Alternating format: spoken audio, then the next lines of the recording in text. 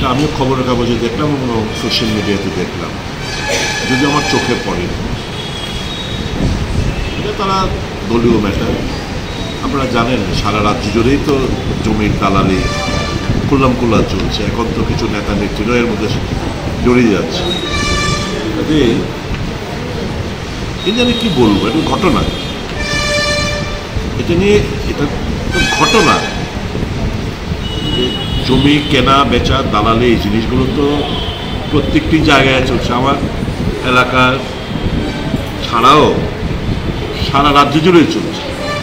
এখানে পোস্টারিং করেছে, নিশ্চয়ই পুলিশ কেস হয়েছে শুনেছি, বের করবে। পুলিশের দায়িত্ব হচ্ছে বের করা। কংগ্রেস এর সাথে কোনোভাবে কিছুর মধ্যে জড়িত না। আমরা জানি সব, কে কোথায় কে জায়গা কিনছে, কত টাকা কে কী দিচ্ছে, সব খবর আপনাদের কাছে চলে আসে। কাজেই পোস্টারিং যে হয়েছে এটা ঘটনা, আর যা লিখেছে সেটাও ঘটনা। এর বাইরে আমরা নিন্দা জানে কি বলবো, ঘটনা সবাই জানে সেটা।